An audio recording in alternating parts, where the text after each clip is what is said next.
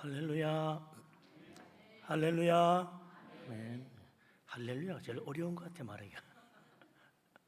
예.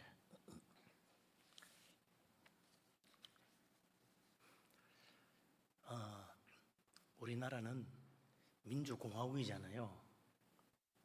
민주주의 나라, 공화국 나라다. 독재 나라가 아니고 또 공산주의 나라도 아니다. 예. 우리는 민주공화국이다. 이게 뭔 이야기냐면 우리나라를 다스리는 사람은 우리나라를 민주공화국으로 다스려야 되고, 우리는 또 그렇게 할 때 그 통치자의 통치를 따른다. 그 약속이란 말이죠. 대통령이 나 왕이야 이러면 곤란하잖아요. 그러면 문제가 생기는 거지. 우리가 또 대통령 뭐고 나 다 싫어, 우리는 내 마음대로 할 거야 이러면서 엉뚱하게 하면 안 되는 거죠. 그래서 한 나라의 통치자와 백성 사이에는 이제 직접 이렇게 헌법에 규정이 돼 있든지 안 돼 있든지 약속이 돼. 약속. 서로 간에 왕국이면 왕으로서 나라를 잘 다스리고, 또 그 나라 백성이면 또 왕의 말을 잘 따르고, 이렇게 서로 간에 약속이 있다는 거예요. 그래서 백성들은 통치자의 그 다스림에 복종을 하고, 또 통치자들은 나라의 정의를 세워서 그 나라 백성들이 편하게 살도록 만들어줘야 되는 거죠. 근데 하나님과 우리 믿는 사람 사이에도 사실은 약속이 있습니다. 무슨 약속이지? 믿으면 구원받는다는 건가? 그런 약속이 아니고, 일찍이부터 하나님과 하나님 나라 백성들 사이에 약속이 있어요. 그게 뭐냐면, 우리가 하나님을 사랑하고 그 계명을 잘 따르면 하나님은 우리 하나님이 되고 우리는 하나님의 백성이 된다고 하는 거예요. 하나님은 우리 하나님, 우리는 하나님 나라의 백성.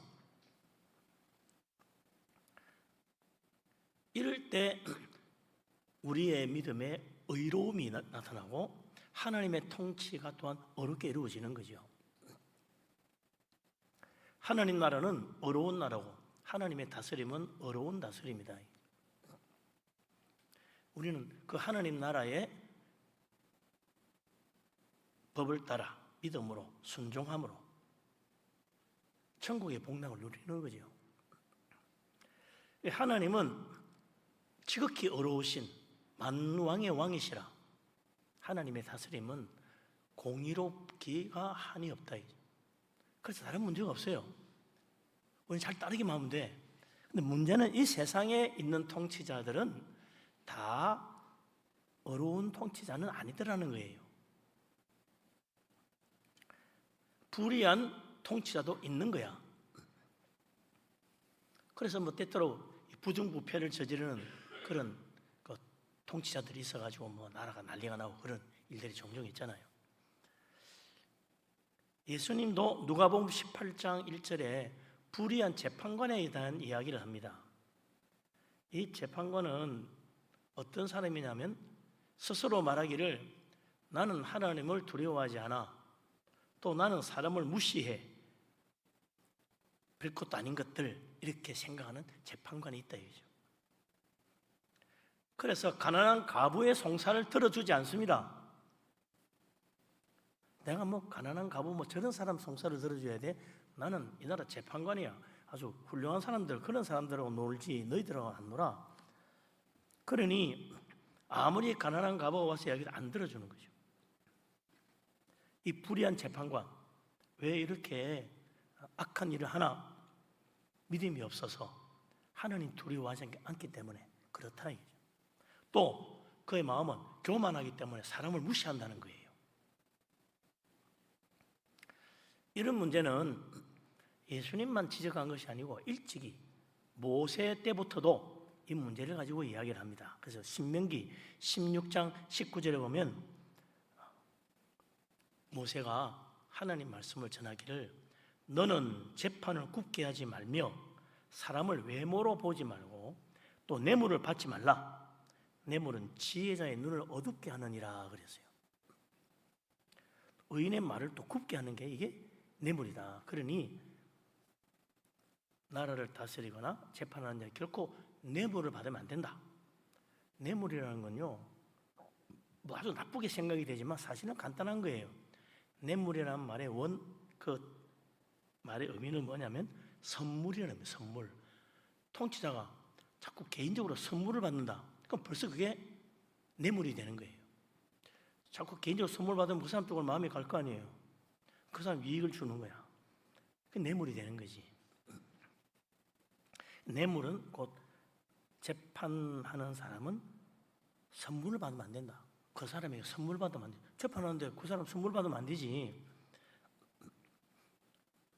그러면 결국 재판이 굽어지게 된다.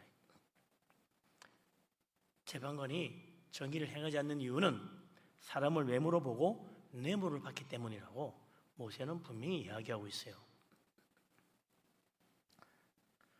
솔로몬이 또 잠언 17장 23절에 말하기를 악인은 사람의 품에서 뇌물을 받고 그랬어요. 그 재판을 굽게 한다는 거죠. 재판관이 다 선한 사람이 아니야. 재판관이 전부 다 어려운 의인도 아니야. 재판관 중에도 악인이 있다는 거야. 하기는 우리가 봐도 머리 좋게 머리만 좋으면 공부 열심히 해가지고 재판관 될 수 있잖아요. 사법고시 합격하면 돼. 악인도 그렇게 할 수 있다 이거죠. 그러니까 악인이 재판관이 되면 어떻게 되냐? 사람의 품에서 뇌물을 받고 재판을 굽게 한다는 거예요. 이 솔로몬은 뇌물을 받고 재판을 굽게 하는 자를 악인이라, 불의한 재판관은 악인이라. 악인이 그렇지. 선한 자라면 그렇게 할 리가 있나? 어려운 자라면 그럴 리가 없다 이거죠. 오늘 본문에도 솔로몬은 재판관이 불의한 판결을 하는 이유에 대해서 설명해 줍니다. 그렇게 안 돼야 되는데 왜 자꾸 저런 불의한 재판을 하지? 이유가 있다. 23절 말씀 같이 한번 읽어보겠습니다. 이것도 지혜로운 자들의 말씀이라. 재판에 낯을 보아주는 것이 옳지 못하니라. 아멘.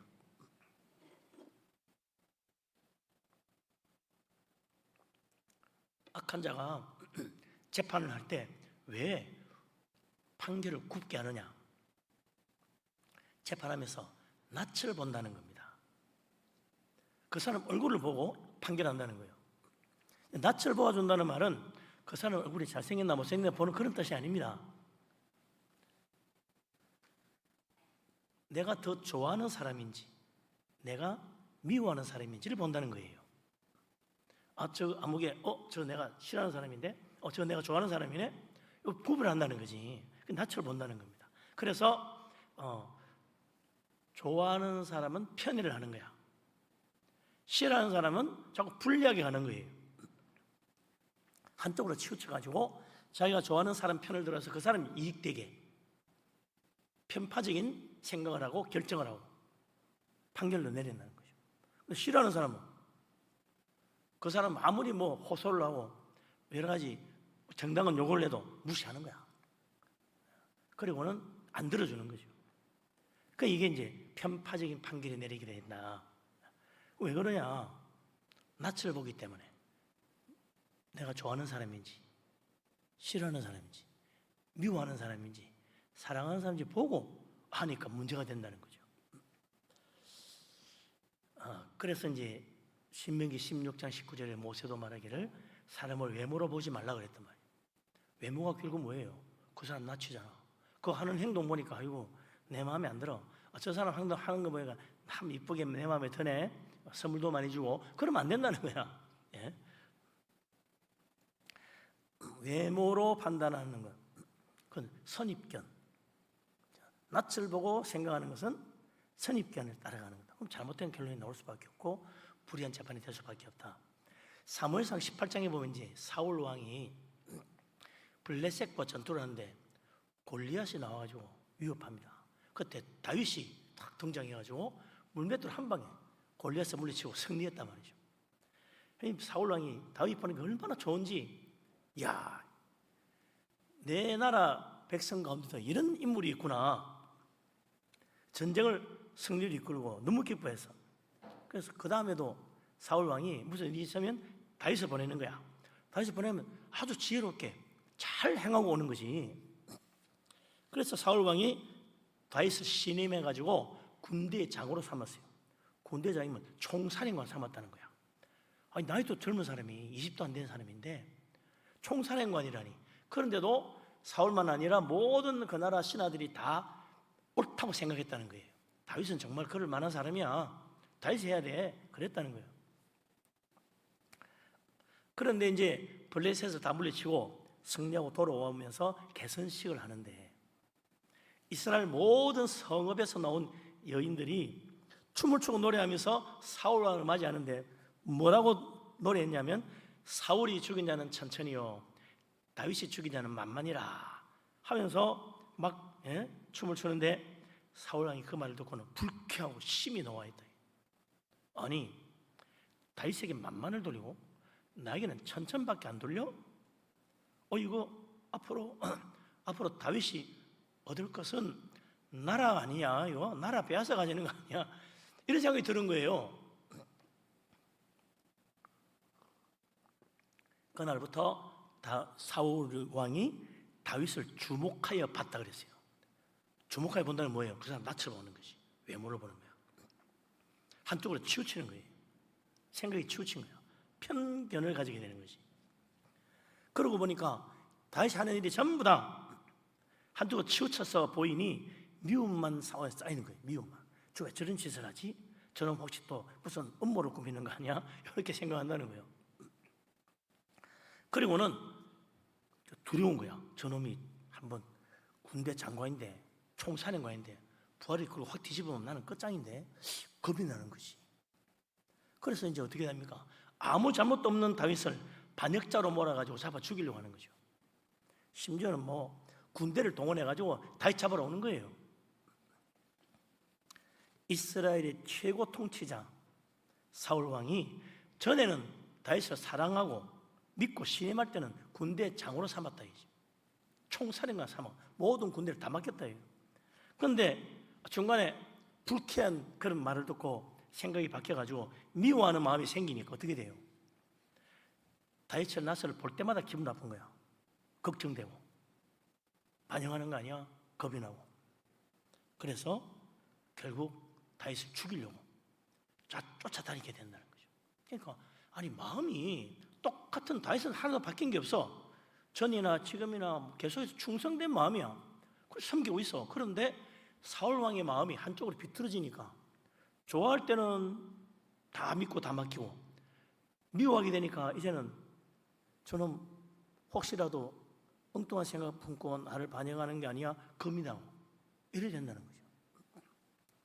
올바른 판단을 못 내리는 거지. 결국 우리가 어떤 마음을 가지냐 그게 달린 거예요. 가만 보면 예수 믿는 사람 안 믿는 사람도 그래. 왜 예수 안 믿지? 하이 믿으면 구원받는데. 근데 마음이 하나님 미워해. 하나님께 뭔가 맡기면 내 인생 망칠 것 같아. 그래서 하나님께 안 맡기는 거예요. 내가 손으로 다 하려고 그래. 그래서 하나님 못 믿는 거예요. 그러나 우리는 어때요? 하나님은 신실하신 분, 우리를 사랑하시는 하나님. 얼마나 우리를 사랑하는지 독생자도 아낌없이 주신 분. 그러니까 하나님께 다 믿고 맡기는 거야. 하나님 의지하는 거예요. 그렇게 살아가니 하나님 또 나를 축복하시는 거지. 결국 하나님은 똑같아. 믿는 사람이나 안 믿는 사람에게나 하나님은 동일하셔. 다 우리 예수님 그랬잖아요. 죄인이나 선인이나 믿는 자나 안 믿는 자나 하나님은 똑같이 햇빛을 비춰주시고 똑같이 비를 내려주신다. 차이가 없어. 근데 똑같은 은혜를 받고 똑같은 하나님의 사랑을 받고 살면서 왜 어떤 사람은 하나님 안 믿냐? 그 사람 마음이 한쪽으로 치우친 거예요. 하나님 미워하는 거야. 그러니 하나님 말씀에 귀를 안 기울여. 하나님 사랑하지도 않고 하나님 맡기지도 못해. 우리는 어때요? 어느 날 은혜 받고 변화돼가지고 하나님을 사랑하게 됐어. 그리고는 하나님 믿고 하나님께 나의 모든 걸 다 맡기는 거예요. 그 은혜 받고 믿음이 더 자라서 더 축복받는 거지.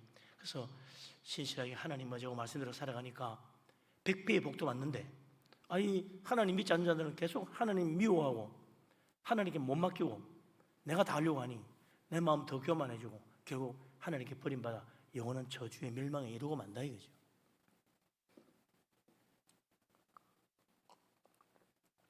우리 마음이 어디로 끌려가느냐 참 중요한 거예요.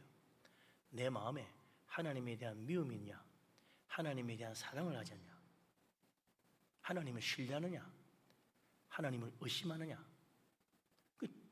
다윗은 충실한데 사울 왕이 미워하니까 이제는 두려운 거예요. 그죠? 우리는 하나님이 너무나 좋으니까 그렇게 하나님이 편하고 은혜롭고 좋을 수가 없는데, 안 믿는 사람은 하나님이 두려운 거야. 하나님이 혹시 나를 갖다가 불러다가 내 거 다 빼앗아가고 그리고 내 인생 망치려는 거 아니야? 그렇게 생각한다고요. 안 믿는 사람 그렇게 생각하더라고. 그냥 뭐 죽어도 안 믿는 거지, 그런 사람은. 하나님을 신뢰해야 됩니다. 하나님을 사랑해야 돼요. 그 하나님 말씀을 따라서 사는 거예요. 그러면 하나님은 우리 하나님, 우리는 하나님 백성, 하나님의 축복을 누린다 이거죠. 하나님 사랑하는 마음으로 주님을 잘 따르는 정말 복된 사람 되시기를 바랍니다. 아멘.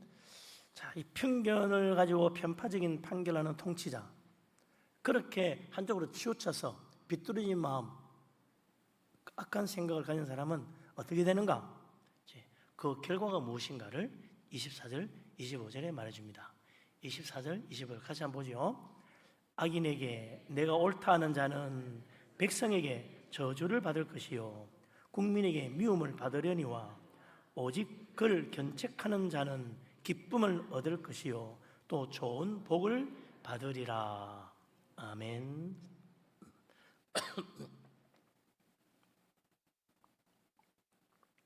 야, 아니 악인인데 옳다고 말하다니, 그런 엉터리 재판이 어디 있어요? 진짜 불의한 재판관이지. 뭘 먹어도 단단히 먹었어. 그러니 악인 보고 옳다고 그러지. 이런 통치자는 백성에게 미움받는다, 저주받는다. 예? 그러고 보니까 다윗이 그렇게 충성하는데도 다윗을 미워하고 편파적으로 생각해가지고 아무 죄 없는 다윗 잡아 죽이려고 반역자를 몰고 잡으러 다닌 그 사울, 어떻게 됐습니까? 결국 하나님께 버림받게 된다 이거지. 백성에게 미움받아요. 다윗이, 사울 왕이 아무리 다윗을 미워해도 심지어 자기 아들까지 다윗을 좋아하는 거야. 자기 아들 요나단도 다윗 사랑하는 거예요. 다른 백성은 오죽하겠어. 마음속은 다 다윗 좋아하는데 왕 앞에 편은 못 내고 괴로운 거지. 결국은 이 불의한 사울 왕, 하나님 말씀을 어기다가 하나님께 버림받고 왕위도 빼앗기잖아요. 사울은 결국 저주받아 당대로 그 나라가 끝나고 맙니다. 참 불행한 왕이죠.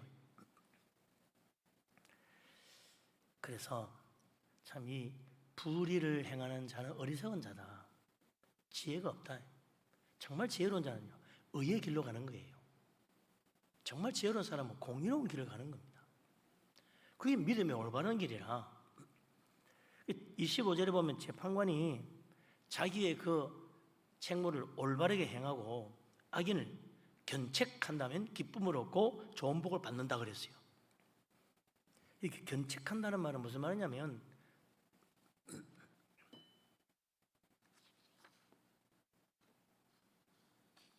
이 견책한다는 말은 책망한다, 응징한다는 원래 뜻입니다. 그게 책망한다, 응징한다. 그래서 악인을 준엄하게 꾸짖고 응당한 벌을 내린다, 그런 뜻이에요. 견책한다는 말이 뭐 좋은 말로 해가지고 잘하라고 그렇게 하는 게 아니고, 잘못된 건 분명히 딱 응징하는 거예요. 책망하는 거예요. 그래서 그 악인으로 하여금 죄를 깨닫게 하고 유죄 선언을 내려서 징벌을 받게 하는 것이다. 그래서 정의를 세우는 것, 그게 공의로운 재판관이 할 일이죠. 이런 재판관은 자기 마음이 기쁜 거야. 어려운 일을 했으니까 얼마나 좋아요. 또 하나님이 그런 재판관에는 좋은 복을 주신다는 거지. 열왕기상 3장에 보면 솔로몬이 나오지 않습니까? 솔로몬이 왕이 돼가지고 하나님 은혜가 너무나 고마워서 성전에 가서 1천 번제를 드립니다. 그리고는 꿈에 하나님께 소원을 빌어서 지혜를 얻고 오죠. 딱 돌아왔는데 어려운 재판이 딱 오는 거야. 두 창기가 갓 태어난 아기를 데리고 왔어. 두 아기를 데려왔는데 하나는 죽은 아기고 하나는 산 아기라. 그런데 서로 주장하기를 산 아기가 자기 아기고 죽은 아기는 저 사람 아기라는 거예요. 서로 그러네. 도무지 알 수가 없어. 갓 태어난 아기, 누가 누구의 자식인지 도무지 알 수가 있나. 어느 재판관도 제대로 판결을 못해가지고 결국 솔로몬 왕위까지 올라왔어요. 최고 재판관까지 상소에 올라온 거지. 야, 이 어려운 재판이야. 근데 사실 이 사건을 가만 보면요, 한 나라의 왕이 다루어야 할 만큼 그렇게 아주 나라에 중요한 그런 사건이 아니잖아요. 나라가 좌지우지할 만큼 큰 사건이면 왕이 그거 내가 해결하지 그러겠지만, 이건 대단히 하찮은 사람들, 어떻게 보면 두 창기야. 그러니 제일 밑바닥 사람이야. 뭐 그런 사람들 판결을 내가 해야 돼? 시시하게? 그럴 수 있잖아요. 뭐 이 사건이 나라가 좌지우지 될 만큼 큰 사건도 아니야. 무시해도 될 것 같아요. 대충 적당히 판결하고 돼서 정리하고 끝내. 뭐 신경이나 누가 제대로 쓰겠습니까? 왕이요, 그게 아니고 누가 하겠어요? 됐어, 나가. 그러고 말 거야. 억울합니다. 근데 뭔 소용이 있어? 근데 솔로몬은 달랐다 이거죠. 창기라고 무시하지 않았습니다. 그들의 최고의 그들의 문제를 해결하기 위해서 솔로몬은 최고의 지혜를 발휘하는 거예요. 그래서 너무나 공의롭고 놀라운 판결을 내립니다. 아주 지혜로운 판결. 잘 알잖아요. 성경에도 보면 이때 솔로몬이 지혜롭게 행했다라고 말합니다. 갓 태어난 피덩이 같은 아기, 자 와서 다 봐라, 이게 누구에게 갔니? 물어보지도 않아. 알 수가 있나? 솔로몬이 여봐라, 칼을 가져오너라. 가져오니까 이 칼로 아기를 둘러 쪼개가지고, 산아기를 둘러 쪼개가지고 반반씩 나눠가지고 해라. 시끄럽구나. 그러니 그걸 본 그 아기의 진짜 엄마가 막 속이 불타는 것 같아가지고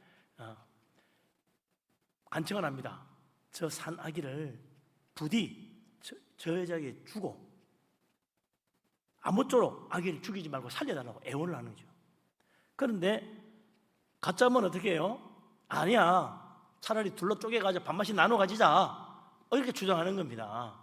그러니까 솔로몬이 그걸 보고 아기를 저 여자에게 주라. 저 여자가 아기의 진짜 어머니니라. 이걸 보고 온 세상 시선이 다 놀란 거야. 이야, 기가 막힌 판결이네. 저 여자가 진짜 엄마 맞구만. 누가 봐도 다 드러나는 거죠.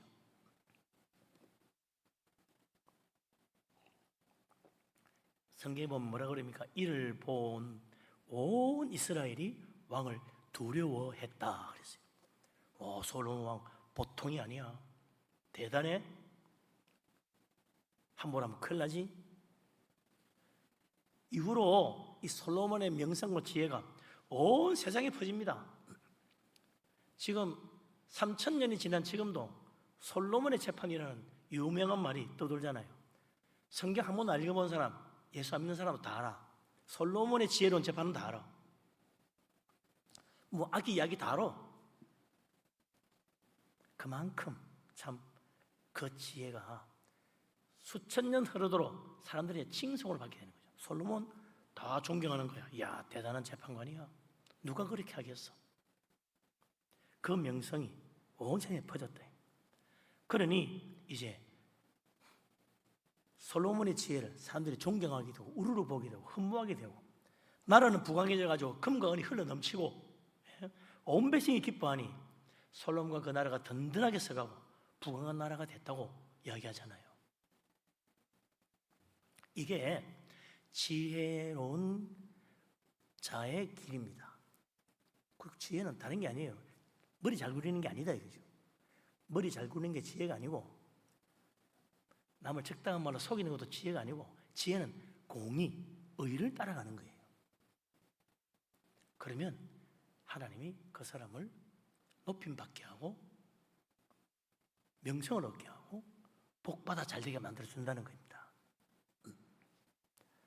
솔로몬처럼 지혜롭게 행하여 공의로운 판단을 내리고 공의롭게 일을 처리할 수 있는 지혜롭고 복된 사람 되시기를 바랍니다. 아멘. 야, 그러려면 그게 쉽게 되나? 말은 쉬운데 막상 그래 할 일이 잘 안 되지. 야, 뭐 우리가 솔로몬 같은 그런 머리가 있나요? 어떻게 그걸 알고 나도 그 흉내도 못 내겠네? 어떻게 하라는 거요? 예, 그래서 솔로몬이 방법이 있지. 26절에 말씀합니다. 같이 한번 읽어보죠. 적당한 말로 대답함은 입맞춤과 같으니라. 아멘. 이 말 보면요, 적당한 말로 대답하면 돼. 대충 맞추어가 넘어가면 되겠네. 이런 뜻이 아닙니다. 이게 적당한 말로 대답한다는 게 뭐 앞뒤도 충분히 살피지 않고 됐어 우리 좋은 게 좋은 거야 적당히 넘어가면 된다 그런 말이 아니다 이거죠. 요 적당한 말이란 히브리 말로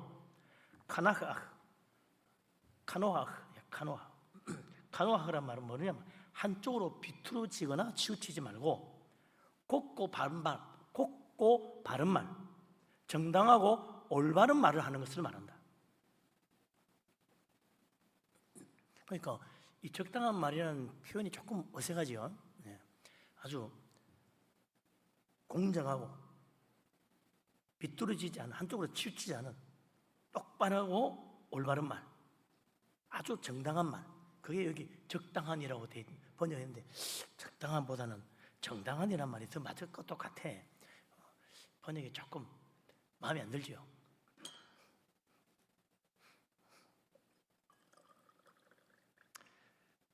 재판관이라면 당연히 법에 따라서 신실하게 판결해야죠. 그렇죠?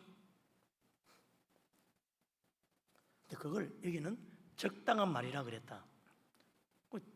적절하고 당연한 말, 그래 생각하면 맞지. 근데 우리는 적당하다는 말을 적절하고 당연히 옳은 말이라기보다는 대충 적당히 넘어가는 걸 적당이라고 이렇게 쓰다 보니 좀 잘못 오해를 하는 것 같아요. 그러려면 사람의 낯을 보면 안 된다. 내 마음에 드는 사람인지 안 드는 사람인지, 내가 좋아하는 사람이 하는 말은 귀 기울이고 내가 미워하는 사람의 말은 그냥 흘려듣고 무시하고 이러면 안 된다 이거죠. 사람의 낯을 보지 마라. 그 다음에 교만한 마음으로 시시한 사람인지 중요한 사람인지 그걸 가리지 마라. 중요한 사람이면 관심 가지고 잘 봐주고 그 사람 유리하게 해주고, 뭐 시시한 사람이면 무시하고 적당히 대충 아무렇게나 판결하고 그런 거 아니라 이거죠. 나라를 다스리는 통치자라면 내가 좋아하는 사람이냐 아닌지 그에 따라서 내 좋아하는 사람이야 그러면 그 사람 유리하게 모든 정책을 펴고, 내가 미워하는 사람이야 그러면 그 사람한테 불리한 정책을 펴고 이러면 안 되잖아요. 공정한 정책으로 모든 사람에게 유익되게 그렇게 나라를 다스려야 한다. 솔로몬은 뭐라고 그래요? 이렇게 바르고 올바른 말로 공의를 행하는 자는 입맞춤과 같다. 입맞춤이라는 것은 이제 우리나라 사람 예의에는 입맞춤이라는 게 없는데 이 서구 쪽, 중앙아시아 쪽 이런 데는 입맞춤이 굉장히 중요합니다. 입맞춤이 상대방에 대한 사랑, 호의, 존경의 뜻을 가진다. 그래서 뺨에 입을 맞추는 건 친근함, 손등에 입을 맞추는 건 또 존경하는 마음, 또 발등에 심지어는 발등에까지 입을 맞추는 그거는 아주 공경하는, 경배하는 대상까지 가는 거죠. 그래서 입맞춤은 사랑과 존경을 나타낸다. 그러니까 바르고 올바른 판단, 공의로운 판결은, 그런 행동은 사람들에게 사랑과 존경을 받는다 그런 말이죠.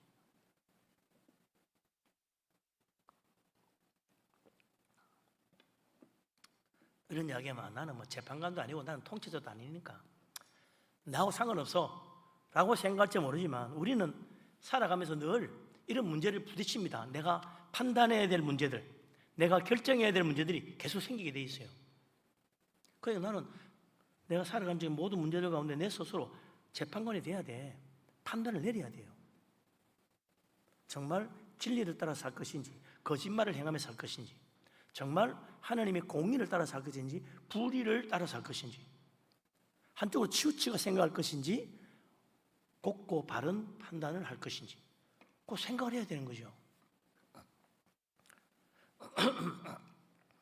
직장 가서 일을 하든, 학교에서 공부를 하고 뭐 시험을 치든, 친구를 만나든, 예? 혹은 무슨 사업을 하든, 뭘 하든 다 이런 일들이 수시로 있는 거예요. 그럴 때 내가 어떤 기준으로 생각하고 판단하고 행동할 것인가? 이게요, 믿음과 불신앙이 딱 걸립니다. 대단히 중요한 거예요. 그래서 우리가 모든 생각과 판단과 행동을 할 때는 항상 뭘 기준해야 됩니까? 예수 믿으니까 예수님 기준. 그래서 사도 바울이 뭐라 그랬어요? 빌립보서 2장 5절에 뭐라 그럽니까? 그리스도 예수의 마음을 가지라 그랬어요. 우리는 내 마음을 따라가지 말고 예수님 마음을 가지고 예수님 마음에 어떻게 생각하고 어떻게 판단하고 어떻게 행동할까 그거 따라가라는 거죠. 예? 그러면 곱고 어렵고 진실한 판단을 내리지. 예수님은 거짓을 행하지 않잖아요. 예수님은 불의를 행하지 않잖아요. 예수님은 오직 진리, 진실로 말씀하시는 분이에요. 거기에는 뭐 거짓이 없어. 그럼 우리도 맞아. 내가 예수님 마음 가지고 거짓은 다 버리고 진리를 따라 살아야 되겠다. 근데 예수님 마음 가지고 낮추어서 교만한 마음 버리고 낮추어서 겸손하게 섬김 받으려는 사람이 아니라 섬기려는 사람이 되어야 되겠다. 그래서 내 마음에 드는 사람이든 내 마음에 안 드는 사람이든 그 사람 말에 귀를 기울이고 그 사람 말을 들어주고 섬겨야 된다. 섬긴다는 게 뭐예요? 그 사람 말을 들어주는 게 섬기는 거지. 그 사람 말 안 들어주는 거는 섬기는 거 아니잖아. 무시하는 거예요. 불의한 재판관은 무시하는 거예요. 내가 사람 무시한다. 교만하기 때문에. 그래서 예수님 마음을 가지고 낮추어서 섬기는 마음으로 모든 일을 행하면 좋은 일만 맺게 되어 있습니다. 그 예수님의 마음, 하나님의 사랑을 가지고 바라야죠. 그래서 오늘 우리 성경에 우리 교회 올해 표도 그렇잖아요. 이 세대를 본받지 마라. 이 세상은 욕심, 교만, 그리고 세상의 모든 쾌락을 따라가는 것이다. 그러니까 우리는 그 세상 본받지 않고 우리 마음을 새롭게, 어떻게 우리 마음이 새로워집니까? 예수님 믿고 성령으로 변화받아야지. 그런 마음이 새로워지잖아요. 내 마음은 내려놓고 예수님 마음을 받아들이는 거예요. 그럴 때 우리가 이제 생각이 바뀌어가지고 전에는 내 욕심 따라 내 생각 따라 갔었는데 이제는 어떻게 됩니까? 하나님의 선하시고 기뻐하시고 온전한 뜻이 무엇인가 그걸 생각하고 거기에 따라가니까 지혜가 생기는 거야. 예? 그래서 어려운 길을 갈 수 있게 되고 진리의 길을 가게 되고 사탄의 거짓에 속지 않고 하나님 은혜 가운데 좋은 열매 많이 맺어서 주님께 영광 돌리고 하늘의 축복도 받는 거죠. 예, 이제 우리가 예수님 마음을 마음에 가지고 이 세상 본받지 말고 하나님의 선하신 뜻, 하나님이 기뻐하시는 뜻이 무엇인가, 하나님 온전한 뜻이 무엇인가를 잘 살펴서 지혜롭게 행동하고 판단하고 모든 일을 결정해서 공의를 따라가고 하나님 앞에 축복받는 복된 사람 다 되시기를 주님의 이름으로 축원합니다. 아멘. 기도합니다.